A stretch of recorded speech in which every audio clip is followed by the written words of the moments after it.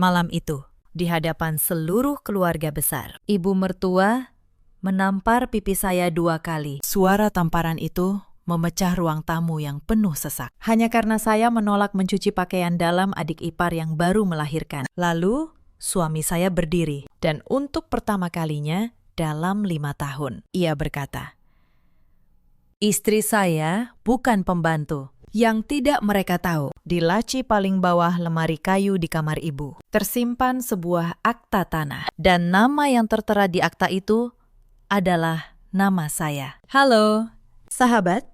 Selamat datang kembali di kanal ini. Tempat kita berbagi kisah-kisah kehidupan yang mungkin pernah terjadi di sekitar kita. Sebelum kita mulai, tolong tekan tombol berlangganan dan nyalakan lonceng notifikasi supaya kalian tidak ketinggalan cerita berikutnya. Kisah kali ini cukup panjang, jadi siapkan secangkir teh hangat dan temani saya sampai akhir. Karena bagian yang paling tidak terduga justru ada di ujung cerita. Nama saya Anindya. Tahun ini usia saya 33 tahun. Saya bekerja sebagai notaris di sebuah kantor di kawasan BSD City. Sudah 7 tahun saya menjalani profesi ini. Pekerjaan saya berurusan dengan dokumen, akta, dan tanda tangan. Dengan hitam di atas putih yang tidak bisa dibantah siapapun. Orang-orang sering mengira hidup saya pasti tenang. Punya karir, punya rumah, punya suami, dan 1 anak perempuan. Dari luar, semuanya tampak rapi, tapi rumah yang rapi belum tentu hangat di dalamnya. Sebagai notaris, hari-hari saya dipenuhi dengan dokumen penting, akta jual beli, surat warisan, perjanjian, dan berbagai tanda tangan yang menentukan nasib banyak orang. Saya terbiasa membaca yang tersirat di balik selembar kertas. Saya terbiasa melihat bagaimana sebuah tanda tangan bisa mengubah hidup seseorang ke arah yang lebih baik atau lebih buruk. Profesi ini mengajarkan saya satu hal, bahwa kata-kata bisa dibantah, tapi dokumen yang sah tidak bisa. Bahwa di dunia ini ada hal-hal yang lebih kuat dari teriakan, lebih kuat dari air mata, dan lebih kuat dari kuasa siapapun, yaitu kebenaran yang tertulis hitam di atas putih. Saya tidak pernah menyangka bahwa keahlian yang saya gunakan setiap hari untuk membela hak orang lain, suatu hari nanti akan saya gunakan untuk membela hak saya sendiri. Suami saya bernama Reza. Usianya 36 tahun. Ia anak sulung di keluarganya. Lelaki yang baik, tapi terlalu lama belajar untuk berani. Kami menikah 7 tahun lalu. Setahun setelah menikah, lahirlah putri kami, Kayla. Saat ini, usianya 2 tahun. Senyumnya adalah satu-satunya alasan saya bertahan di rumah itu. Ya, rumah itu. Rumah keluarga besar di kawasan Bintaro, tempat saya tinggal bersama ibu mertua dan adik ipar saya. Ibu mertua saya bernama Bu Sumarni. Usianya 60 tahun. Sejak bapak mertua meninggal 5 tahun lalu, beliau menjadi penguasa tunggal di rumah itu. Setiap aturan keluar dari mulutnya. Setiap keputusan harus melalui restunya. Adik ipar saya bernama Wulan. Usianya 29 tahun. Ia anak bungsu dan anak kesayangan. Apapun yang Wulan minta, pasti dikabulkan. Apapun yang Wulan ucapkan, selalu dianggap benar. Saya pindah ke rumah itu 2 tahun lalu. Bukan karena saya mau, tapi karena ibu mertua jatuh dan butuh ada yang menemani, katanya. Reza memohon dengan mata berkaca-kaca, dan saya sebagai istri akhirnya mengalah. Saat itu, saya belum tahu bahwa mengalah 1 kali akan membuka pintu untuk mengalah 1000 kali. Sebenarnya, tanda-tanda itu sudah ada sejak awal pernikahan kami. Di tahun-tahun pertama, ketika kami masih tinggal di apartemen kecil milik kami sendiri, Bu Sumarni sudah sering ikut campur. Beliau menelpon Reza hampir setiap hari, mengatur ini dan itu. Beliau tidak suka saya bekerja terlalu keras. Beliau tidak suka cara saya mengurus rumah. Beliau bahkan tidak suka cara saya menggendong Kayla. Tapi waktu itu kami masih punya jarak. Kami punya rumah sendiri, ruang sendiri. Setiap kali tekanan datang, saya masih bisa menutup pintu apartemen kami dan bernapas lega. Semua itu berubah ketika kami pindah ke rumah Bintaro. Jarak yang dulu melindungi saya kini lenyap. Saya tinggal di bawah atap yang sama dengan orang yang sejak awal tidak pernah benar-benar menerima saya. Hari-hari pertama di rumah itu terasa biasa saja. Bu Sumarni bersikap dingin, tapi belum kasar. Wulan masih sibuk dengan dunianya sendiri. Saya pikir mungkin kami hanya butuh waktu untuk saling terbiasa. Tapi semua berubah ketika Wulan hamil. Sejak garis 2 itu muncul, rumah berputar mengelilingi satu orang. Wulan tidak boleh lelah. Wulan tidak boleh kesal. Apapun yang membuat Wulan tidak nyaman harus disingkirkan. Dan entah bagaimana, yang paling sering disingkirkan adalah saya. Saya masih ingat malam pertama. Saya merasa benar-benar asing di rumah itu. Saya pulang dari kantor agak larut. Ada penandatanganan akta yang molor sampai malam. Begitu masuk, perut saya keroncongan. Saya membuka tudung saji di meja makan. Kosong. Hanya ada sisa nasi dingin dan sepiring sayur yang sudah mengering. Saya menoleh ke arah Mbak Asih, pembantu rumah tangga yang sudah lama bekerja di situ. Mbak Asih menunduk. Tidak berani menatap saya. Maaf, Bu, bisiknya pelan. Ibu Sumarni bilang, lauknya hanya untuk yang sedang mengandung. Saya menatap piring nasi dingin itu lama sekali. Lalu saya tersenyum kecil pada Mbak Asih, supaya ia tidak merasa bersalah. Saya makan nasi itu dengan sayur yang sudah dingin. Dan saya berkata pada diri sendiri, mungkin hanya malam ini. Tapi malam itu bukan yang terakhir. Itu baru yang pertama. Saya tidak pernah menyangka bahwa profesi saya sebagai notaris justru akan menjadi hal yang paling mereka anggap remeh di rumah itu. Bagi mereka, perempuan yang bekerja terlalu lama di luar rumah adalah perempuan yang lupa kodratnya. Dan saya, di mata mereka, adalah menantu yang terlalu sibuk untuk mengurus keluarga suaminya. Padahal ada satu hal yang mereka tidak tahu. Satu hal yang baru akan terbongkar jauh di kemudian hari. Tapi mari kita ceritakan semuanya dari awal. Mari saya bawa kalian ke pagi hari ketika semuanya benar-benar dimulai. Wulan melahirkan di awal bulan. Bayi perempuan yang sehat. Seluruh rumah bersukacita. Bu Sumarni menangis bahagia, memeluk cucu barunya, seolah dunia baru saja diberkahi. Saya ikut senang, sungguh. Saya membantu menyiapkan kamar, membeli perlengkapan bayi, bahkan membayar sebagian biaya rumah sakit tanpa pernah saya sebut-sebut. Karena bagi saya, itu sudah seharusnya. Wulan adalah keluarga, tapi rupanya bagi mereka, saya bukan keluarga. Saya hanya tenaga tambahan yang kebetulan tinggal di rumah itu. Hari-hari setelah Wulan pulang dari rumah sakit, beban di pundak saya bertambah. Setiap pagi sebelum berangkat ke kantor, saya sudah harus menyiapkan air hangat, membersihkan kamar Wulan, dan memastikan semua kebutuhannya tersedia. Sepulang kerja, daftar tugas itu menunggu lagi. Saya tidak mengeluh. Saya pikir masa nifas memang berat. Wajar jika semua orang membantu. Saya hanya tidak tahu bahwa membantu yang mereka maksud sebenarnya adalah melayani. Puncaknya terjadi pada satu malam, 2 minggu setelah Wulan melahirkan. Hari itu saya pulang sangat larut. Ada klien penting yang menandatangani akta jual beli properti besar. Prosesnya rumit dan melelahkan. Sampai di rumah, jam sudah menunjukkan hampir pukul 10 malam. Punggung saya pegal. Kepala saya berdenyut. Yang saya inginkan hanya satu, mandi, lalu tidur memeluk Kayla. Tapi begitu saya membuka pintu, Wulan sudah berdiri di ruang tengah. Di tangannya, sebuah ember penuh pakaian kotor. Pakaian dalam miliknya dan milik bayinya. Mbak Anindya, katanya, dengan nada yang dibuat manis. Tolong cucikan ini, ya.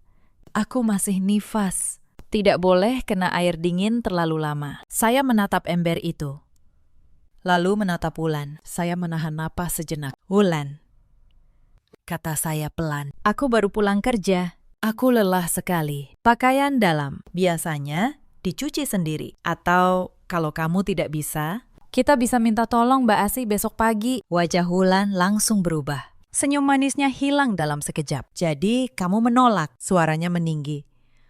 Aku ini baru saja melahirkan. Mbak, masa kamu setega itu? Saya belum sempat menjawab. Karena dari arah tangga, Bu Sumarni sudah turun dengan langkah cepat. Wajahnya merah padam. Ada apa ini? Bentaknya. Belum sempat saya menjelaskan. Wulan sudah menangis. Bu, Mbak Anindya tidak mau bantu Wulan. Padahal Wulan kan masih lemah, masih sakit. Saya mencoba menjelaskan dengan tenang. Bu, saya baru pulang kerja. Sudah malam sekali. Saya hanya bilang pakaian dalam sebaiknya. Tapi kalimat saya tidak pernah selesai. Bu Sumarni melangkah maju. Dan sebelum saya sadar, tangannya sudah melayang. Tamparan pertama mendarat di pipi kiri saya. Panas dan keras.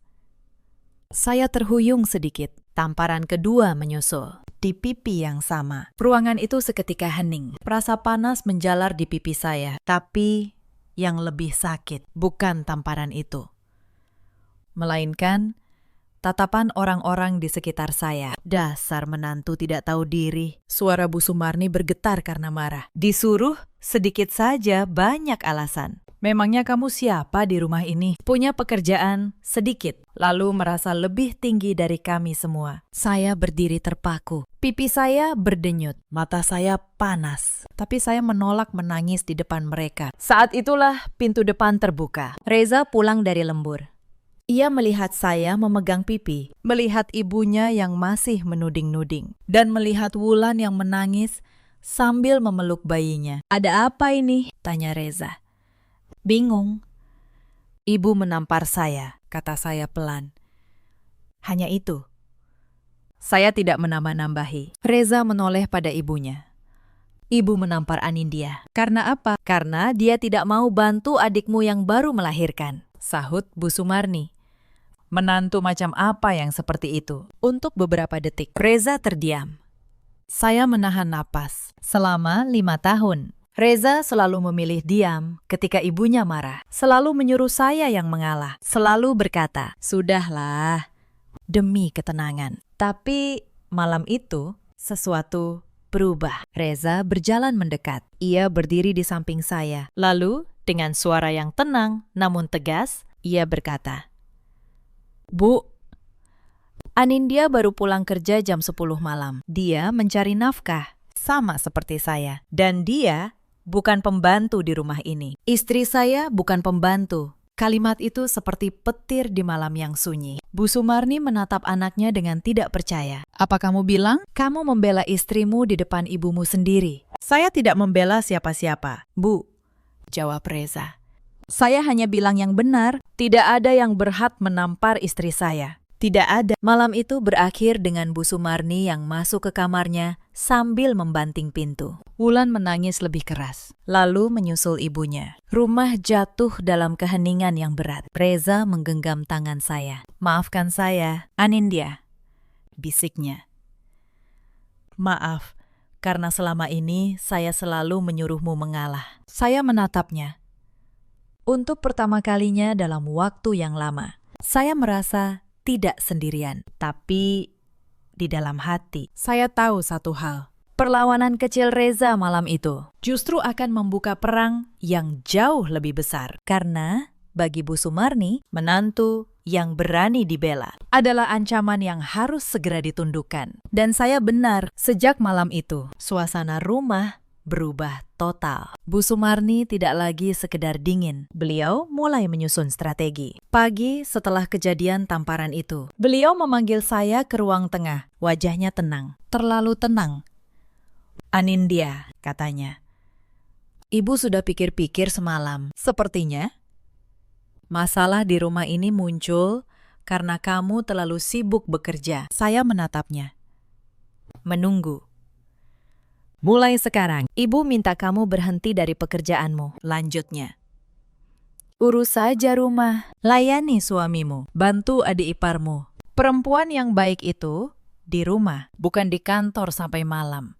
Saya menarik napas. "Bu, dengan segala hormat, pekerjaan saya adalah notaris. Itu bukan pekerjaan yang bisa ditinggalkan begitu saja. Banyak klien yang bergantung pada saya. Dan penghasilan saya juga membantu keluarga ini." "Membantu?" Bu Sumarni tertawa kecil. "Memangnya kamu pikir uangmu yang menghidupi rumah ini?" Saya tidak menjawab.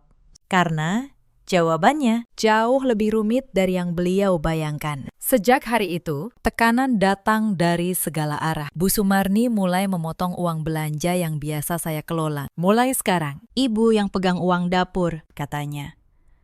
Kamu cukup setor saja setiap bulan. Lalu beliau menetapkan jumlahnya, sebuah angka yang membuat saya terdiam. Hampir seluruh gaji saya harus saya serahkan setiap bulan. Sementara untuk kebutuhan saya dan Kayla, saya hanya boleh memegang sisa yang sangat sedikit. Anggap saja ini uang sewa, kata Wulan suatu hari dengan nada mengejek. Kan Mbak numpang tinggal di rumah ibu. Numpang. Kata itu terngiang di kepala saya. Saya tersenyum tipis dan tidak membantah.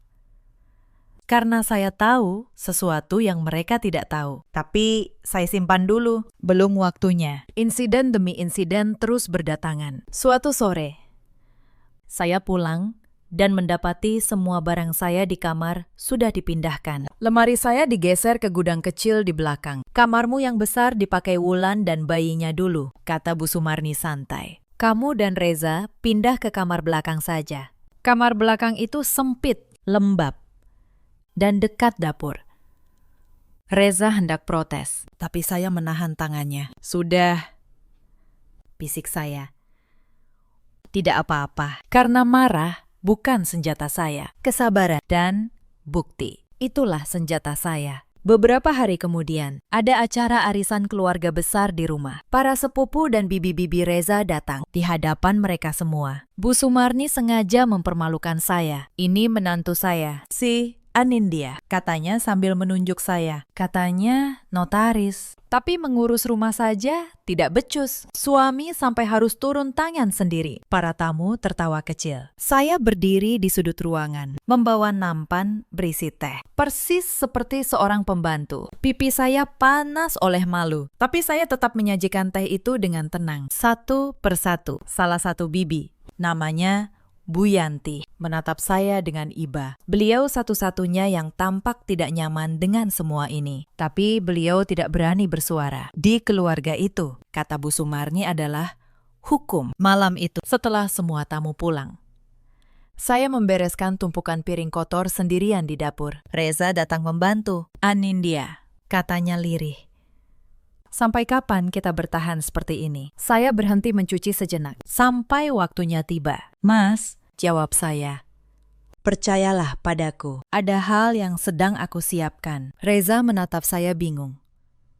Tapi ia memilih percaya. Hari-hari berikutnya, penghinaan itu berpindah ke hal yang lebih kecil. Tapi lebih menusuk. Bu Sumarni mulai mempersoalkan setiap rupiah yang saya keluarkan. Suatu malam, beliau memanggil saya dengan sebuah buku catatan di tangannya. Anindya, katanya, Ibu mau tanya, kemarin kamu beli susu untuk Kayla.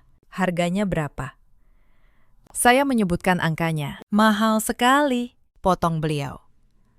Anak Wulan saja minum yang biasa. Kenapa anakmu harus yang mahal? Kamu ini boros sekali. Pantas saja uang setoranmu tidak pernah cukup. Saya menahan diri. Bu, itu uang dari gaji saya sendiri. Untuk anak saya sendiri. Selama kamu tinggal di rumah ibu, semua uang harus lewat ibu, sahutnya tegas. Termasuk untuk anakmu. Saya hanya menunduk. Tapi di dalam hati, saya mencatat. Setiap kata, setiap penghinaan, semuanya saya simpan rapi. Beberapa hari kemudian, ada lagi kejadian yang membuat saya benar-benar memahami posisi saya di rumah itu. Hari itu, Kayla demam tinggi. Saya panik, ingin segera membawanya ke dokter. Tapi mobil keluarga sedang dipakai Wulan untuk pergi ke salon bersama teman-temannya. Saya menelpon Wulan, memohon agar ia pulang sebentar. Aduh, Mbak, jawabnya santai di telepon. Wulan lagi perawatan nih, naik ojek online saja, kan bisa. Lagian cuma demam biasa, nggak usah lebay. Saya menutup telepon dengan tangan gemetar. Anak saya sedang sakit dan tidak ada yang peduli. Akhirnya, saya membawa Kayla ke klinik dengan ojek, sambil memeluknya erat sepanjang jalan. Malam itu, saya menangis diam-diam di kamar belakang yang sempit, bukan karena lelah, tapi karena saya sadar di rumah ini Saya dan anak saya benar-benar dianggap tidak ada. Tapi air mata itu adalah air mata terakhir yang saya jatuhkan karena mereka. Setelah malam itu, saya berjanji pada diri sendiri. Saya tidak akan menangis lagi. Saya akan bersabar, mengumpulkan kekuatan, dan menunggu. Keesokan paginya, Bu Sumarni seolah lupa bahwa anak saya semalam demam tinggi. Beliau malah menegur saya karena meninggalkan tumpukan cucian yang belum sempat saya selesaikan. Begini ini kalau perempuan sibuk kerja, sindirnya. Anak sakit, rumah berantakan, mana sempat ngurus suami, saya tidak menjawab. Saya hanya melanjutkan pekerjaan saya dalam diam. Beberapa hari kemudian, ada kejadian yang membuat saya benar-benar paham bahwa di mata mereka, profesi saya tidak berarti apa-apa. Sore itu, ada tamu penting datang ke kantor saya. Seorang pengusaha besar yang membutuhkan jasa notaris untuk transaksi bernilai miliaran. Saya pulang sedikit terlambat karena harus menyelesaikan aktanya. Saat saya tiba, Bu Sumarni sudah menunggu di depan pintu dengan wajah masam. "Dari mana saja kamu sampai jam segini?" bentaknya. "Ada klien penting, Bu." "Transaksi besar," jawab saya. Klien. Beliau menirukan dengan nada mengejek. "Memangnya kerjaanmu itu sepenting apa sih? Cuma tukang cap-cap surat. Anak Wulan saja bisa kamu urus dengan benar tidak?" "Sudahlah, berhenti saja kerja. Memalukan keluarga. Perempuan keluyuran sampai malam," kata tukang cap-cap surat itu menusuk. Tapi saya menelan amarah saya. Karena saya tahu, justru tukang cap-cap surat inilah yang nanti akan membongkar semua kebusukan di rumah ini. Tekanan untuk berhenti bekerja semakin gencar. Bu Sumarni bahkan sempat mengompori Reza. "Reza, suruh istrimu berhenti kerja." Suami macam apa yang membiarkan istrinya keluyuran malam-malam? Tapi kali ini, Reza membela saya.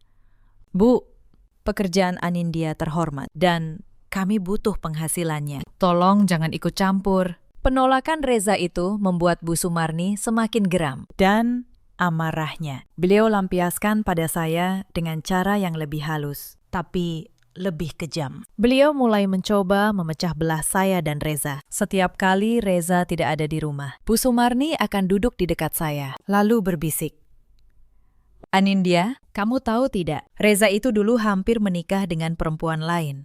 Perempuan yang lebih penurut darimu. Sayang sekali, dia malah memilih kamu, atau di lain waktu. Reza sering mengeluh ke ibu soal kamu. Loh, katanya kamu terlalu sibuk, tidak punya waktu untuknya." Saya tahu itu semua dusta. Saya tahu beliau hanya ingin menanam keraguan di hati saya, agar rumah tangga saya retak dari dalam. Tapi saya tidak termakan. Setiap malam, saya dan Reza tetap berbicara terbuka. Kami saling bercerita.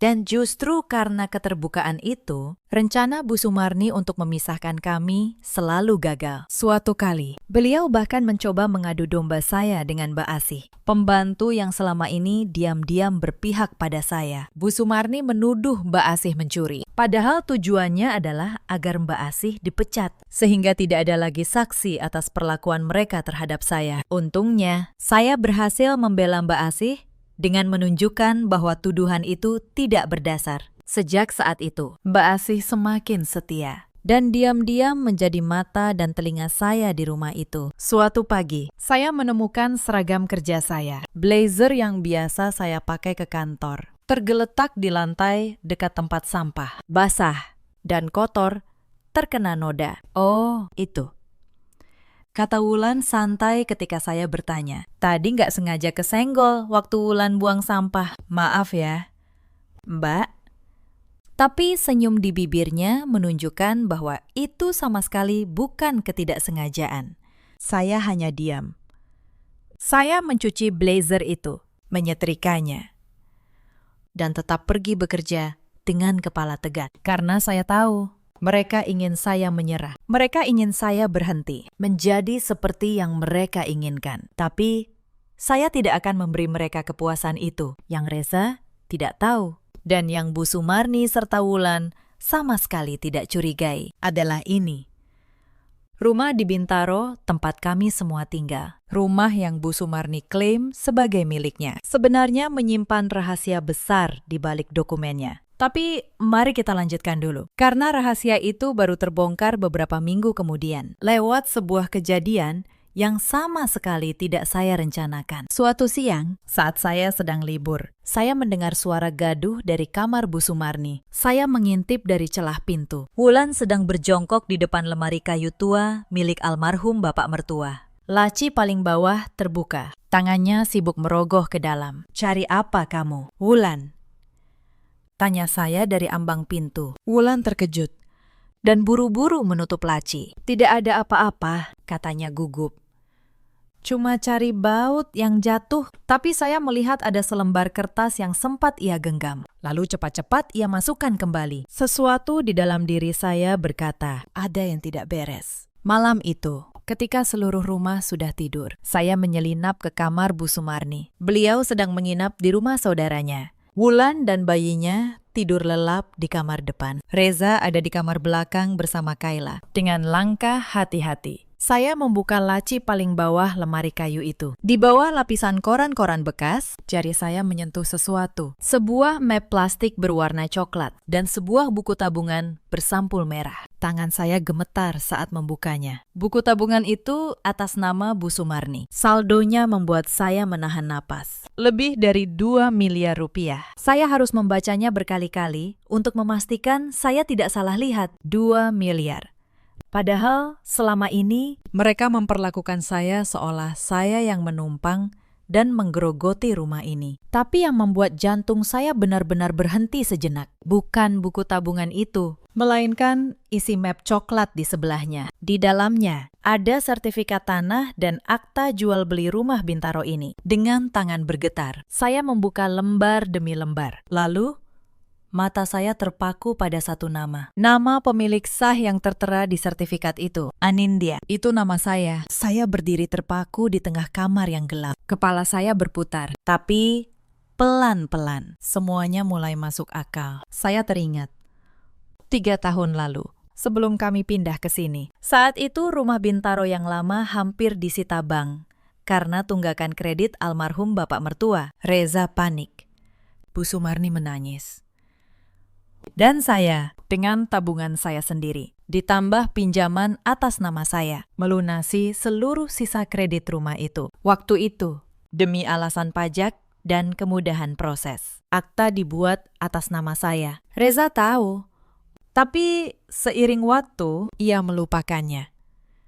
Dan Bu Sumarni, rupanya, memilih untuk pura-pura lupa. Beliau menyimpan akta itu dan bertahun-tahun mengaku rumah ini miliknya sepenuhnya. Rumah yang saya selamatkan dengan uang saya sendiri. Rumah tempat saya ditampar, dihina, dan diperlakukan seperti pembantu. Ternyata, secara hukum, adalah milik saya. Saya memfoto setiap halaman dokumen itu dengan ponsel saya. Lalu saya kembalikan semuanya ke tempat semula, persis seperti sedia kala. Saya tidak ingin mereka curiga. Belum waktunya. Tapi penemuan itu memunculkan pertanyaan baru di kepala saya. Jika rumah ini atas nama saya, lalu apa yang sebenarnya sedang Wulan cari di laci itu? Kertas apa yang ia sembunyikan? Keesokan harinya, saya mulai menyelidiki dengan diam-diam. Tapi saya harus berhati-hati, sebab sehari setelah itu, Wulan melakukan sesuatu yang membuat saya hampir kehilangan kesabaran. Sore itu, beberapa tetangga sedang berkumpul di teras depan. Wulan,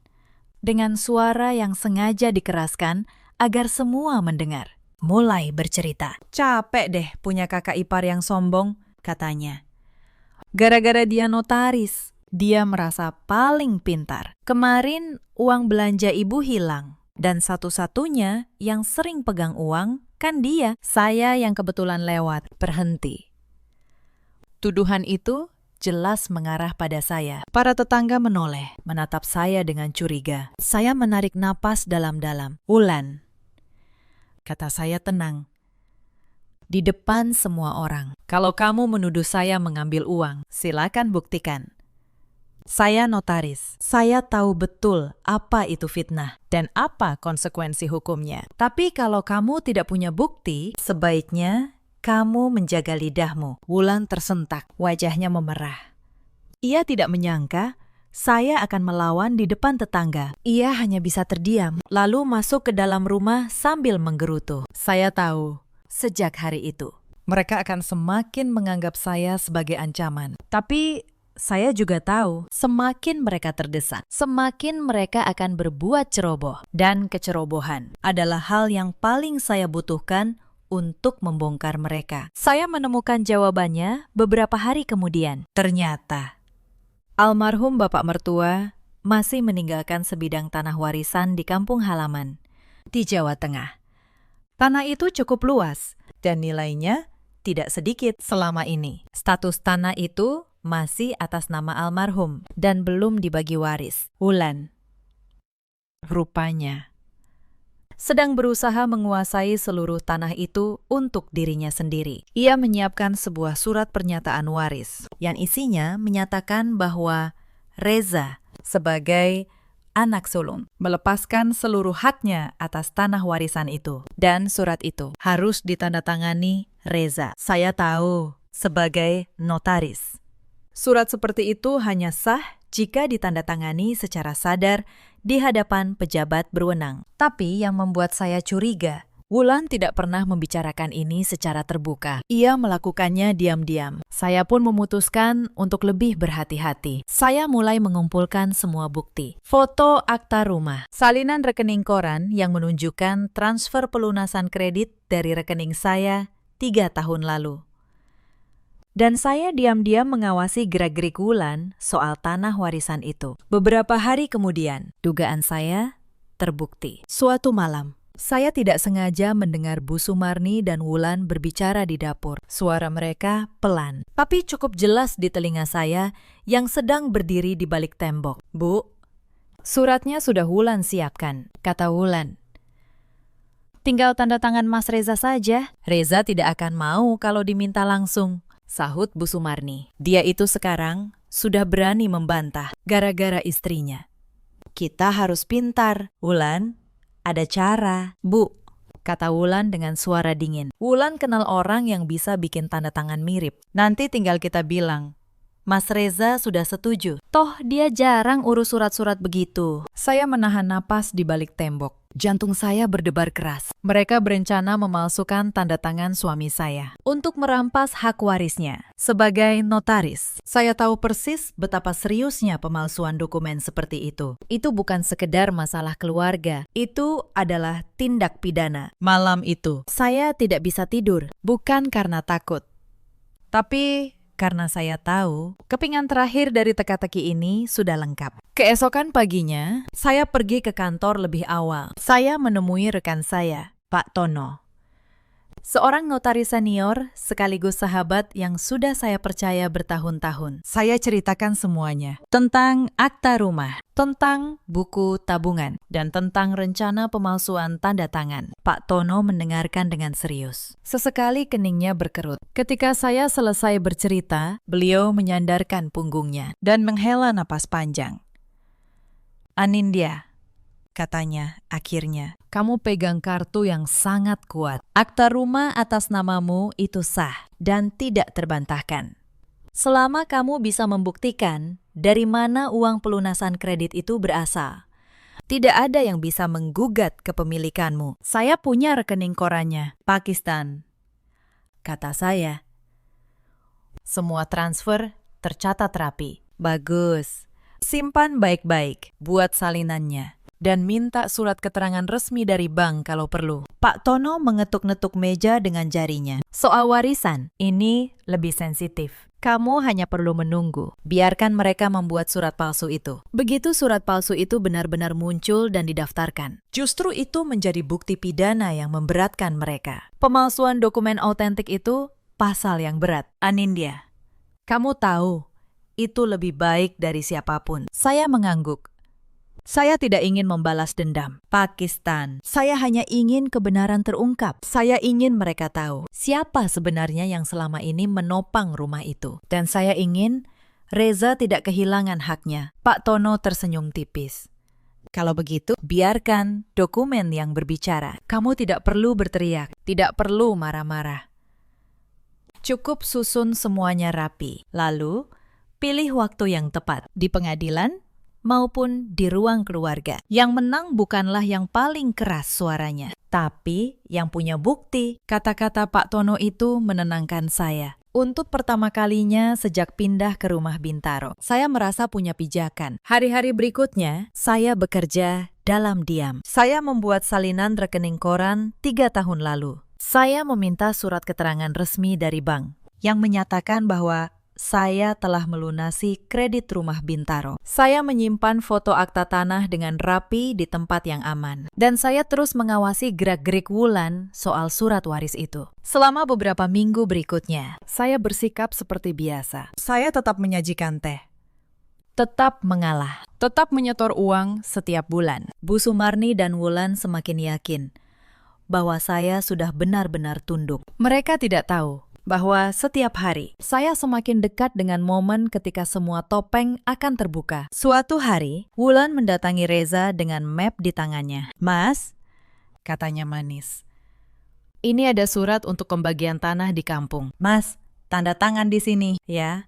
Biar urusan warisan beres." Reza hendak mengambil pena, tapi saya, yang kebetulan ada di sampingnya, menyentuh tangannya pelan. "Mas," kata saya, "tenang. Coba dibaca dulu suratnya baik-baik." Wulan menatap saya tajam. "Tidak usah ikut campur, Mbak.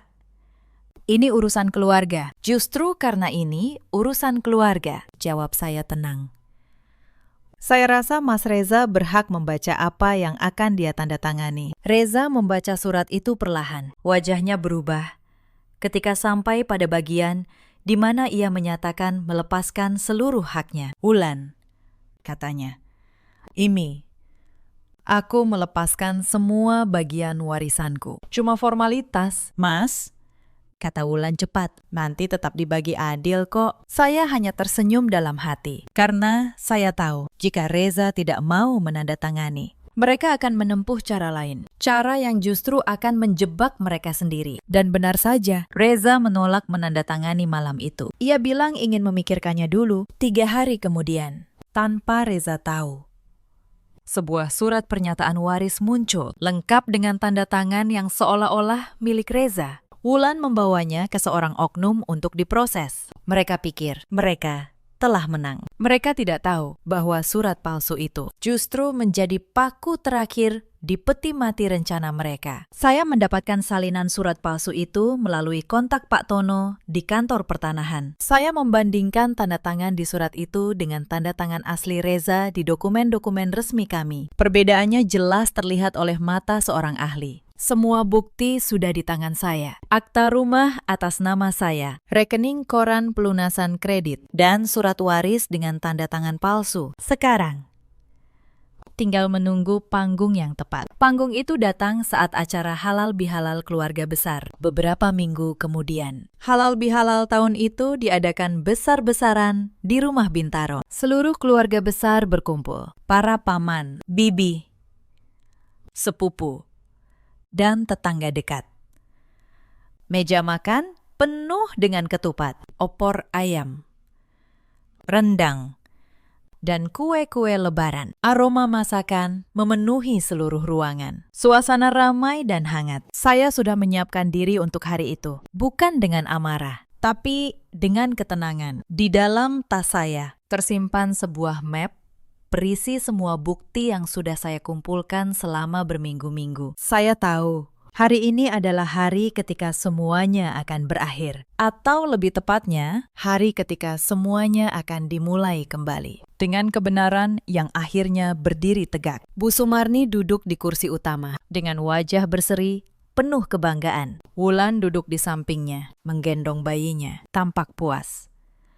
Saya, seperti biasa, sibuk mondar-mandir membawa hidangan, melayani para tamu. Persis seperti pembantu di rumah saya sendiri. Di tengah acara, Bu Sumarni berdiri. Beliau mengetuk gelas dengan sendok, meminta perhatian semua orang. "Saudara-saudara semua," katanya lantang, Hari yang baik ini, saya ingin menyampaikan sesuatu. Ruangan menjadi hening.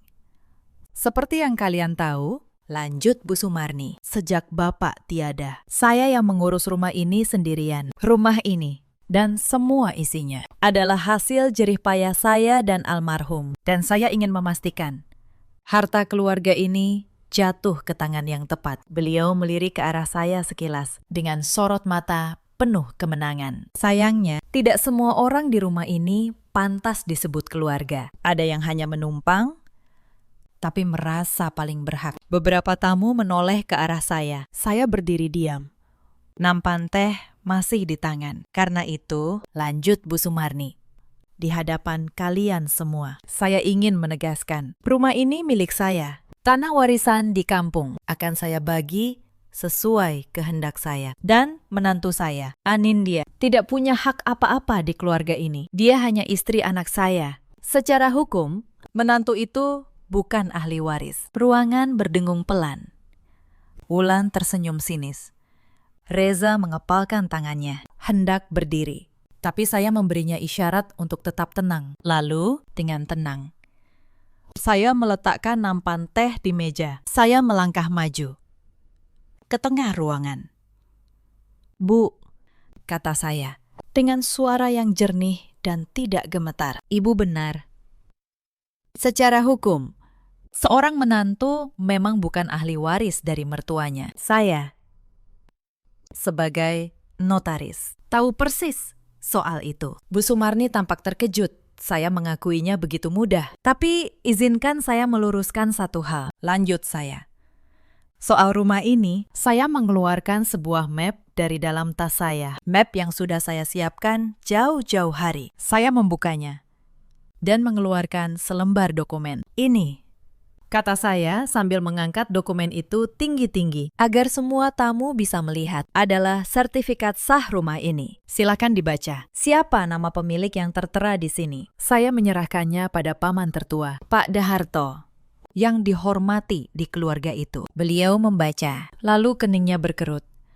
Nama pemiliknya, Anindya. Ruangan langsung gaduh. Bu Sumarni berdiri dengan wajah pucat. Itu bohong. Itu pasti palsu. Silahkan dicek keasliannya di kantor pertanahan. Bu, jawab saya tenang. 3 tahun lalu, rumah ini hampir disita bank karena tunggakan kredit almarhum Bapak. Saya yang melunasinya dengan tabungan saya dan pinjaman atas nama saya sendiri. Ada buktinya. Saya mengeluarkan lembaran kedua. Ini rekening koran saya 3 tahun lalu. Di sini tertera transfer pelunasan kredit rumah ini dari rekening saya langsung ke bank. Jumlahnya bisa kalian lihat sendiri. Para tamu mulai berbisik-bisik. Wajah Bu Sumarni berubah dari pucat menjadi merah, lalu pucat lagi. Jadi, selama ini, kata saya, rumah yang ibu pakai untuk menampar saya, untuk menghina saya, untuk memperlakukan saya seperti pembantu, adalah rumah yang saya selamatkan dengan uang saya sendiri. Rumah yang, secara hukum, atas nama saya. Saya menatap satu persatu wajah orang-orang di ruangan itu. Wajah para tamu yang dulu menertawakan saya. Wajah Wulan yang kini pucat pasi. Dan wajah Bu Sumarni yang untuk pertama kalinya tidak bisa berkata apa-apa selama 2 tahun. Lanjut saya. Suara saya tetap tenang, namun tegas. Saya diam. Bukan karena saya tidak tahu apa-apa, tapi karena saya menghormati keluarga ini. Karena saya pikir suatu hari kalian akan melihat saya sebagai keluarga, bukan sebagai pembantu. Tapi ternyata kesabaran saya hanya kalian anggap sebagai kelemahan. Hening. Tidak ada yang berani bersuara. Tapi saya belum selesai. Dan ada satu hal lagi. Lanjut saya. Suara saya kini lebih dingin. Tentang tanah warisan almarhum Bapak di kampung. Wulan tersentak. Wajahnya berubah panik. Saya mengeluarkan lembaran ketiga. Ini adalah surat pernyataan waris. Isinya menyatakan bahwa suami saya, Reza, sebagai anak sulung, melepaskan seluruh haknya atas tanah warisan itu. Dan di sini ada tanda tangan yang seolah-olah milik Reza. Saya menoleh pada Reza. Mas, Apakah kamu pernah menandatangani surat ini? Reza menggeleng tegas. Tidak pernah. Aku menolak menandatanganinya waktu itu. Saya mengangkat 2 dokumen sekaligus. Ini tanda tangan asli Reza di akta nikah kami. Dan ini tanda tangan di surat waris itu. Silakan bandingkan. Perbedaannya jelas. Tanda tangan di surat waris ini adalah palsu. Suasana ruangan meledak. Para tamu saling memandang dengan ngeri. Pemalsuan tanda tangan, semua orang tahu, adalah kejahatan. Wulan, kata Pak Deharto dengan suara berat. Apa benar ini? Kamu memalsukan tanda tangan kakakmu sendiri. Wulan tergagap. Itu Wulan tidak tahu. Wulan cuma.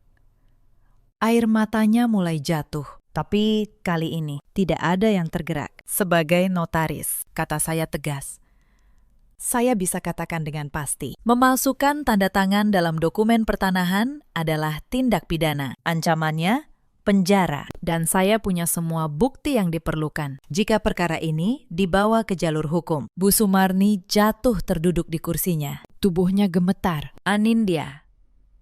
Suaranya kini bergetar, memohon.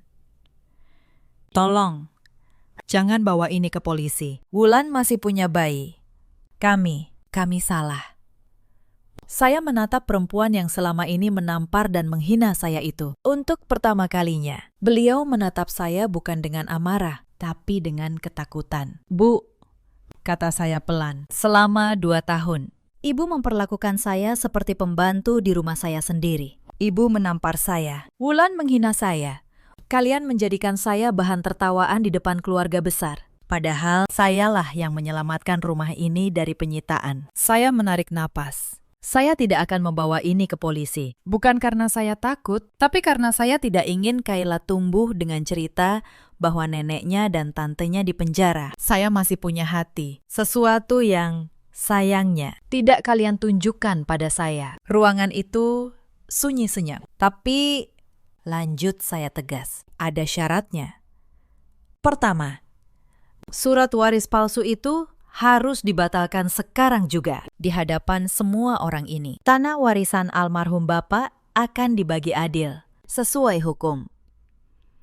Dengan saya sebagai notaris yang mengawasi prosesnya. Kedua, mulai hari ini, saya dan Reza dan Kayla akan pindah dari rumah ini. Karena rumah ini atas nama saya. Ibu dan Wulan boleh tetap tinggal di sini. Tapi sebagai penghuni, bukan pemilik.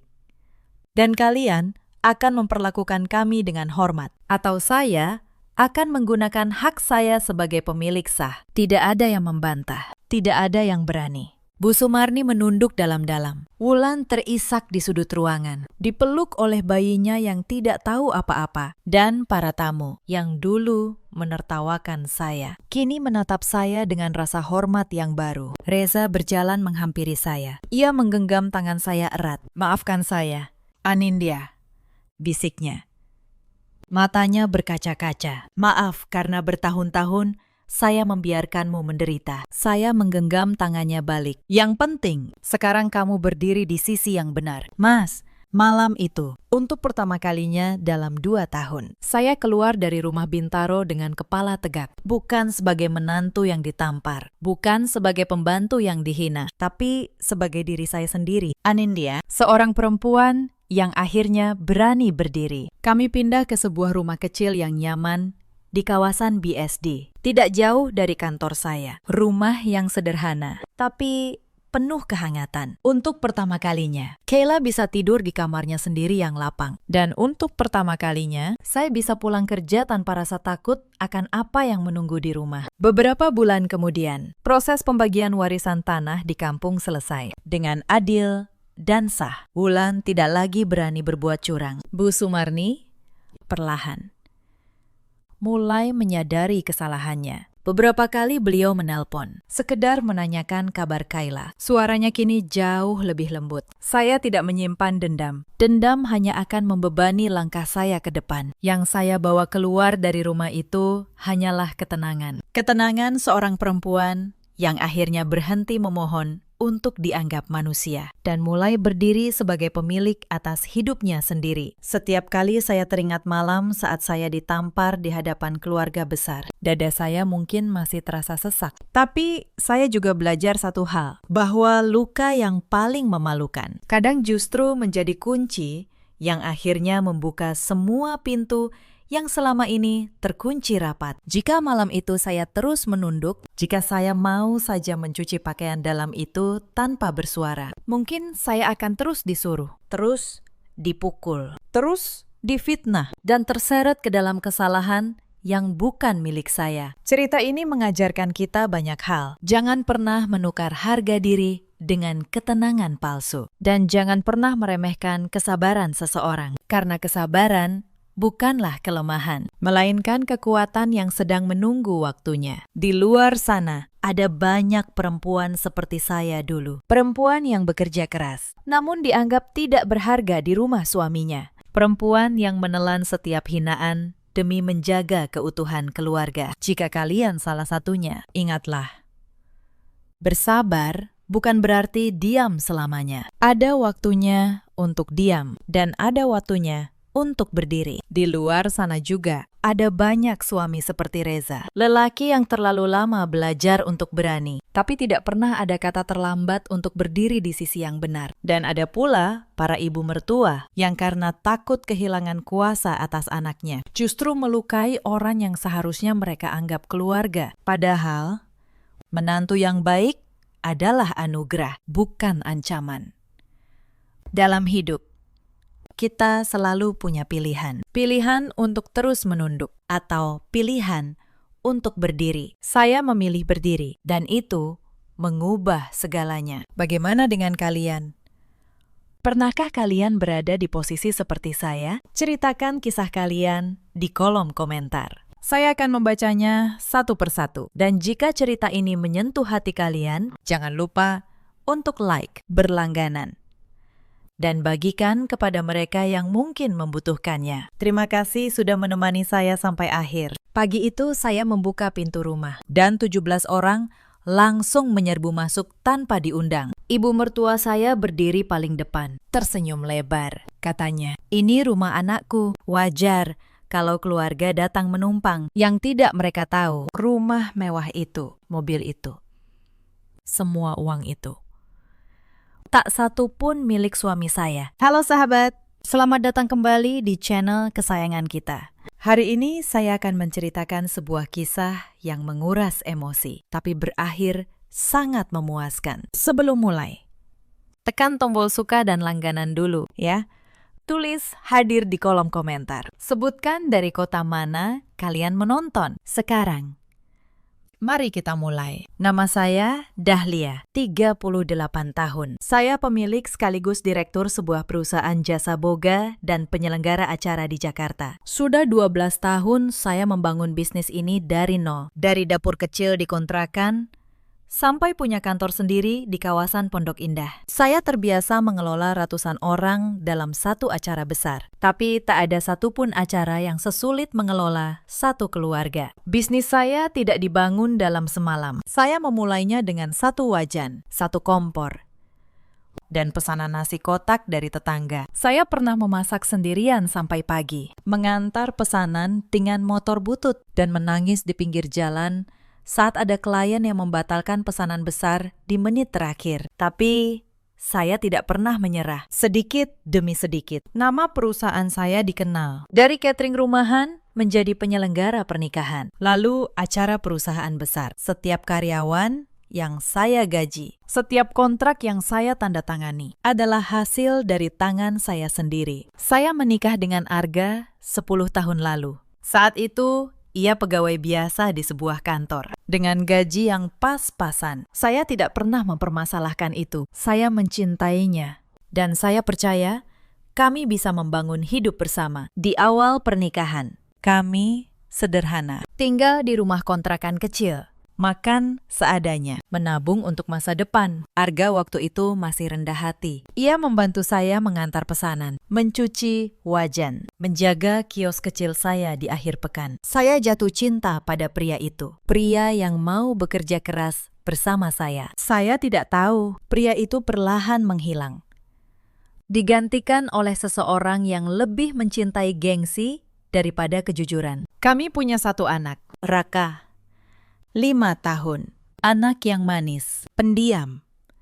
Suka bermain balok susun di ruang tengah. Bagi Raka, akhir pekan adalah waktu bermain bersama ibunya. Bagi saya, akhir pekan adalah satu-satunya waktu untuk bernapas. Rumah kami di Pondok Indah itu besar dan tenang. Lantai marmer yang selalu saya jaga kebersihannya. Taman kecil yang saya rawat sendiri setiap sore. Sofa beludru, pajangan kaca, lukisan di dinding. Semua saya beli dengan keringat saya sendiri. Tapi ada satu rahasia yang saya simpan rapat selama bertahun-tahun. Rumah itu bukan dibeli dari gaji Arga. Mobil itu bukan dari uang Arga. Gaya hidup kami yang terlihat mewah itu, seluruhnya saya tanggung dari bisnis saya. Arga masih pegawai biasa. Gajinya bahkan sering habis sebelum pertengahan bulan. Tapi di depan keluarganya, ia selalu berpura-pura. Ia bilang dirinya seorang manajer. Ia bilang dirinya direktur dengan penghasilan puluhan juta. Saya membiarkannya. Saya menelan kebenaran itu demi menjaga harga dirinya di depan keluarga besarnya. Saya masih ingat awalnya. 3 tahun lalu, saat bisnis saya mulai besar, kami pindah ke rumah Pondok Indah ini. Saat itu, Arga menelpon ibunya dengan suara bangga. Bu, Arga sekarang direktur. Sudah punya rumah sendiri di Jakarta. Saya berdiri di sampingnya, ingin meluruskan. Tapi ia menggenggam tangan saya dan berbisik. Biarkan. Dahlia. Biar ibu bangga, saya pun diam. Saya pikir kalau itu membuatnya bahagia, biarlah. Tapi kebohongan punya cara sendiri untuk tumbuh. Setiap lebaran, Arga membawa amplop tebal untuk dibagikan ke kerabat. Uang itu dari saya, setiap ada kerabat yang sakit atau butuh modal. Arga yang dipuji dermawan. Uang itu juga dari saya. Lama-lama di mata keluarga besarnya. Arga adalah anak emas yang sukses, dan saya hanya istri yang beruntung menikahinya. Tidak ada yang pernah bertanya, dari mana sebenarnya uang itu? Tidak ada yang peduli bahwa setiap pagi saya berangkat ke kantor, mengurus puluhan pesanan, menegosiasikan kontrak, menggaji karyawan. Bagi mereka, perempuan yang bekerja keras hanyalah istri yang kebetulan sibuk, sementara suami yang tidur sampai siang adalah direktur yang sedang beristirahat. Saya pikir selama rumah tangga kami aman. Kebohongan itu tak masalah. Saya keliru. Kebohongan itu justru yang menarik datang bencana. Tepat di hari Minggu yang seharusnya tenang itu. Hari Minggu itu, Arga masih tidur pulas di kamar utama. Ia menikmati hari liburnya seperti biasa. Tidur panjang sampai siang. Saya tidak mengganggunya. Raka sedang menyusun balok di ruang tengah. Dan saya menemaninya sambil menyeduh teh. Pukul 9 pagi, bel rumah berbunyi. Bukan sekali. Bel itu ditekan berkali-kali. Tak sabar. Lalu disusul gedoran keras di pintu kayu jati depan. Saya mengernyit. Saya tidak menunggu siapapun hari itu, dan tidak ada janji tamu sama sekali. Dari luar terdengar bukan satu suara, melainkan banyak. Belasan orang berbicara bersahutan dengan nada tinggi. Raka tersentak. Balok mainannya berjatuhan. Saya menenangkannya. Lalu bergegas menuju pintu depan. Saat saya memutar kunci dan menarik gagang pintu, darah saya seolah berhenti mengalir. Di teras, berdiri ibu mertua saya, Bu Lastri, dengan senyum lebar yang sama sekali tidak sampai ke matanya. Tapi bukan kehadirannya yang membuat tubuh saya membeku. Di belakangnya berbaris kerumunan orang, dewasa, remaja. Sampai anak-anak kecil yang sudah mulai berlarian menginjak rumput taman saya. Mereka membawa tas-tas besar, koper kain yang lusuh, kardus-kardus diikat tali rafia, dan bungkusan plastik raksasa. Saya mencoba menghitung dalam hati. 17 orang. Ibu mertua saya membawa 17 kerabat dari kampung, tanpa memberi kabar sepatah kata pun. Ibu, saya bertanya dengan suara bergetar, masih memegangi gagang pintu. Ada apa ini? Kenapa tidak ada kabar kalau ibu dan keluarga besar mau datang? Wajah Bu Lastri langsung berubah. Ekspresinya menyeratkan tidak suka mendengar pertanyaan menantunya. Ia menjawab lantang, sengaja dikeraskan, agar seluruh kerabat di belakangnya mendengar jelas. Memangnya ibu harus minta izin dulu kalau mau ke rumah anak ibu sendiri? Ini rumah anak lelakiku. Kalian kan orang kaya. Masa nggak mau berbagi dengan saudara yang jauh-jauh datang dari kampung? Belum sempat saya mencerna kata-katanya. Seorang wanita parubaya menyerobot maju dari belakang. Bibirnya merah menyala. Tangannya penuh perhiasan emas imitasi. Itu Tante Santi, kerabat jauh Arga yang terkenal paling cerewet dan paling gemar mencampuri urusan orang. Aduh, kamu ini istri macam apa sih? Tante Santi berkata sambil menatap saya dari atas ke bawah dengan tatapan meremehkan. Mertua datang jauh-jauh, kok malah diinterogasi di depan pintu? Kami sudah pegal di jalan semalaman. Ayo, Bu, masuk saja.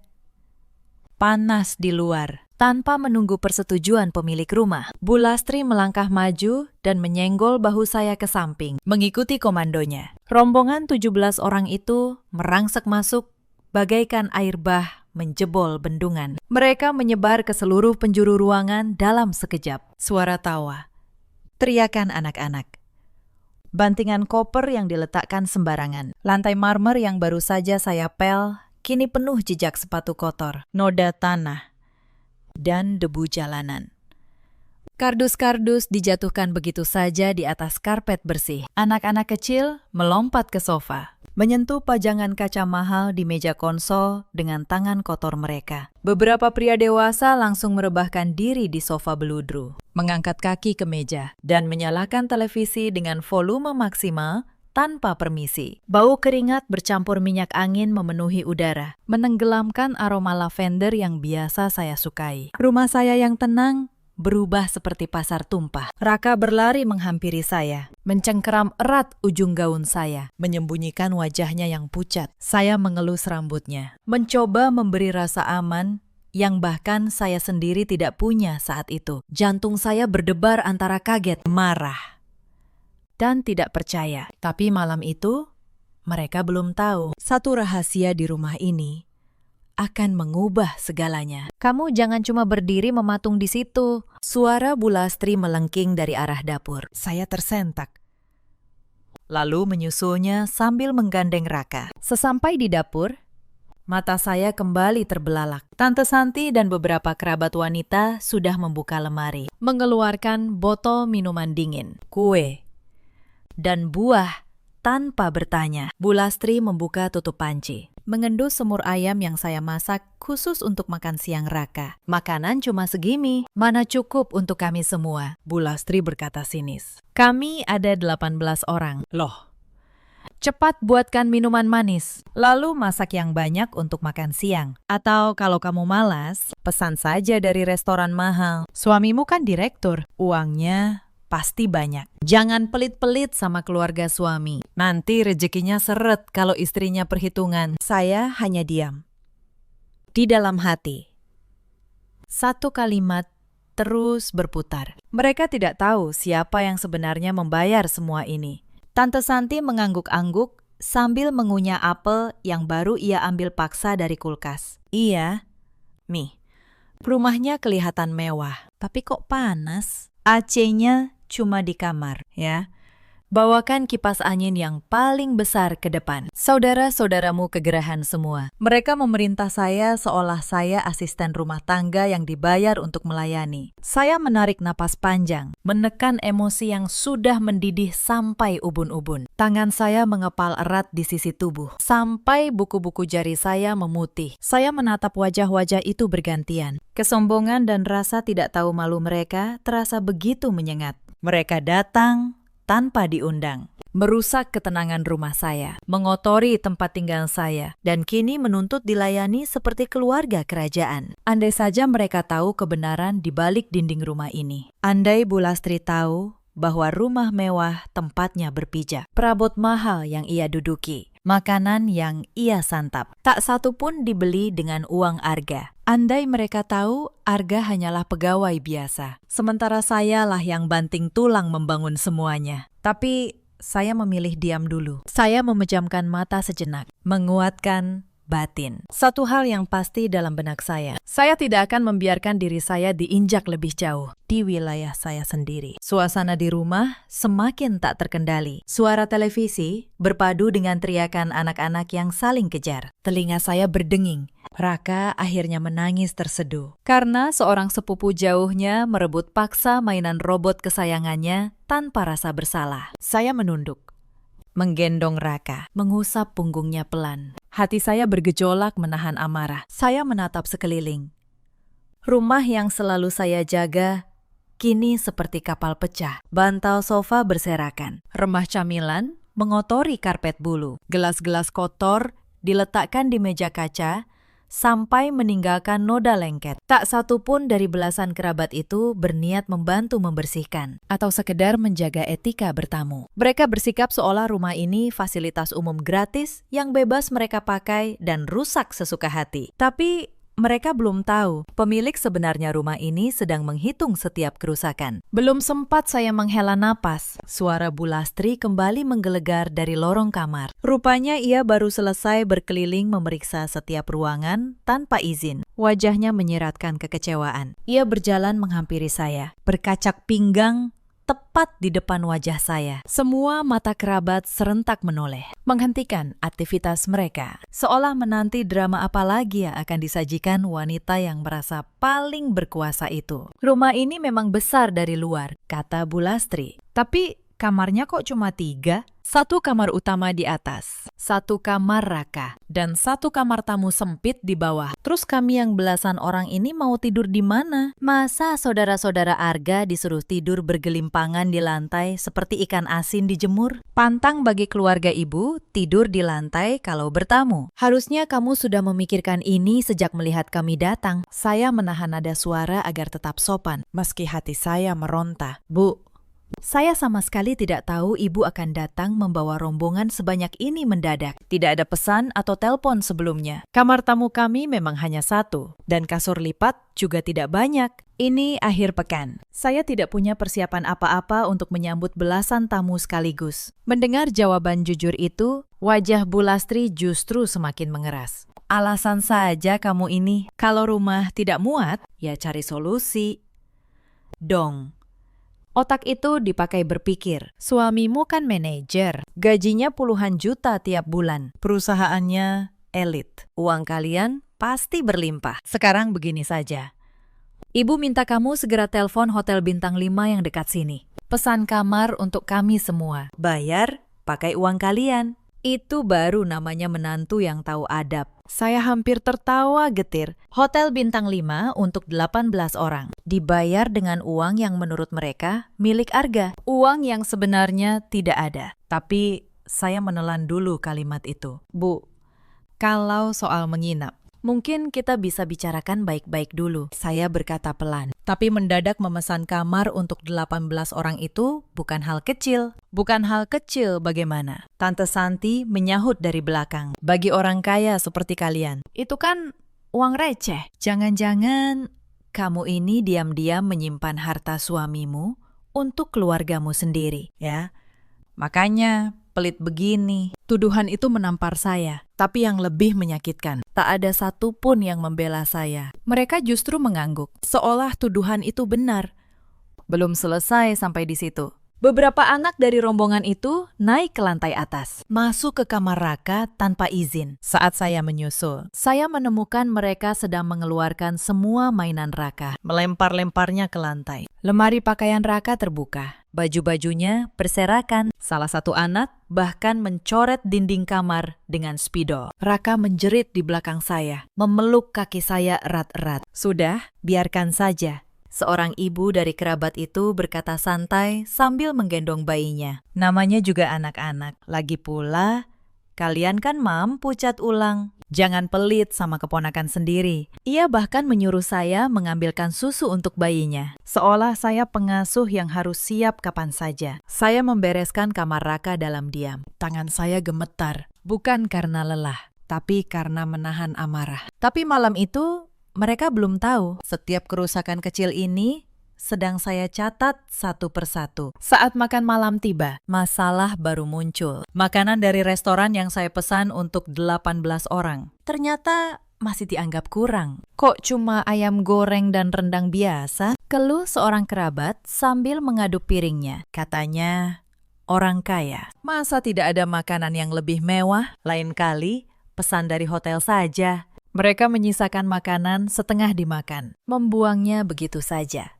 Lalu meminta dipesankan menu lain. Tidak ada satupun yang berkata terima kasih. Tidak ada satupun yang menghargai bahwa setiap piring di meja itu adalah uang yang saya keluarkan. Anak-anak menumpahkan minuman manis ke karpet bulu mahal saya. Dan para orang tua hanya tertawa. Bu Lastri bahkan menyuruh saya membersihkannya saat itu juga, biar tidak menempel. Kamu kan yang punya rumah, ya kamu yang bersihkan. Saya berlutut membersihkan noda itu, sementara mereka menonton dari sofa sambil menikmati makanan yang saya bayar. Di detik itu, saya bersumpah dalam hati. Ini adalah malam terakhir mereka memperlakukan saya seperti ini. Menjelang sore, Bu Lastri memanggil saya lagi. Kali ini ia memegang sebuah kantong belanja. Dahlia, ini daftar belanja untuk seminggu ke depan. Beras, minyak, ayam, daging, susu untuk anak-anak. Pokoknya semua kebutuhan 18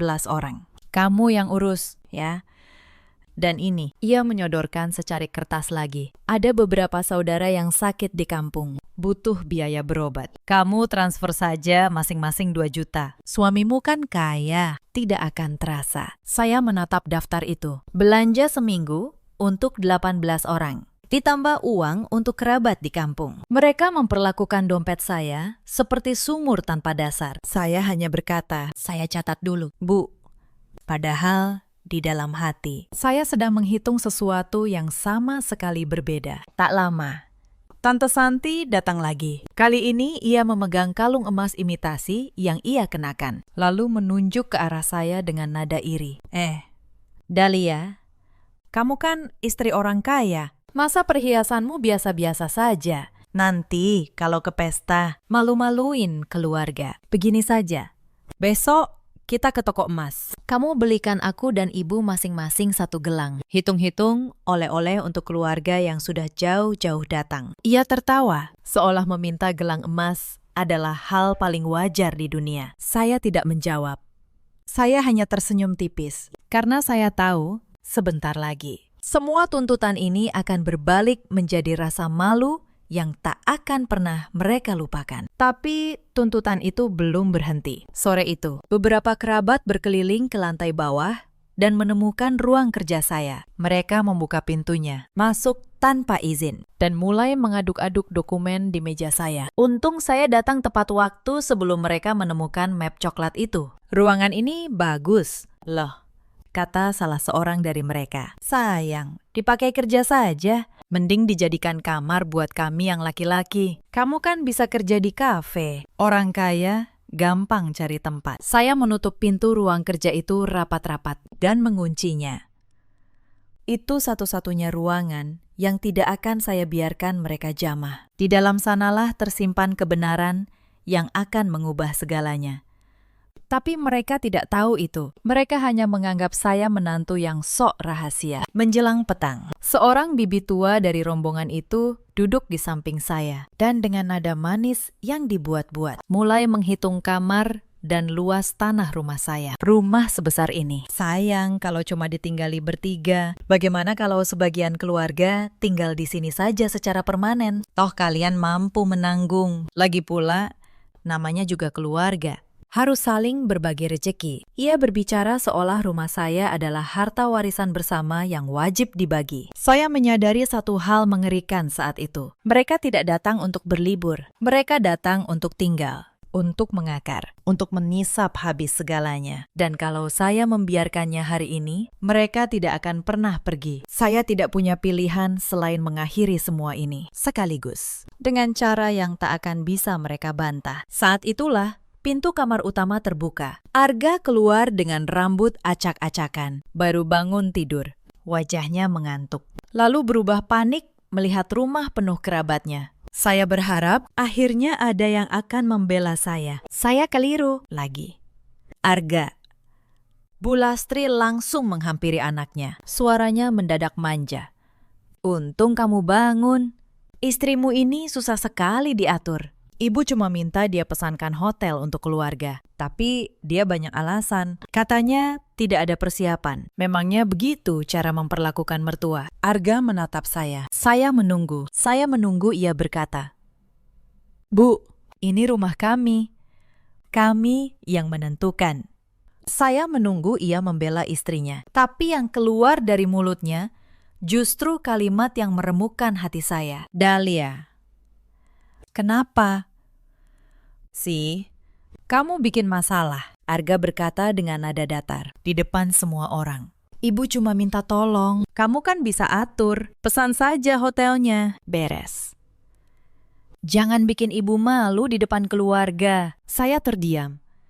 Bukan karena tidak punya jawaban, tapi karena di detik itu, saya akhirnya melihat dengan jelas siapa pria yang saya nikahi. Pria yang lebih takut dianggap miskin oleh keluarganya daripada peduli pada istrinya sendiri. Pria yang rela istrinya dihina, asalkan topeng kayanya tetap utuh. Sepanjang siang itu, saya melayani mereka seperti yang mereka mau. Saya memesan makanan untuk 18 orang dari restoran. Saya menyajikan minuman. Saya membereskan tumpahan dan pecahan. Bukan karena saya takut, tapi karena saya sedang berpikir sangat tenang.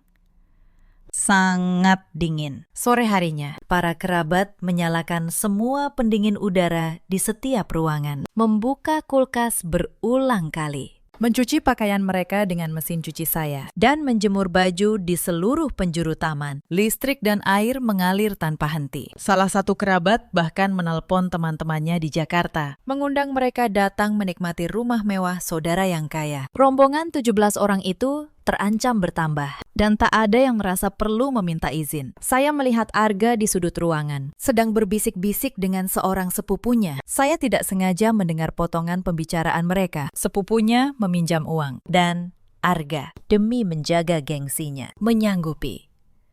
Tenang, nanti aku transfer. Bagi keluargaku, segitu kecil, katanya.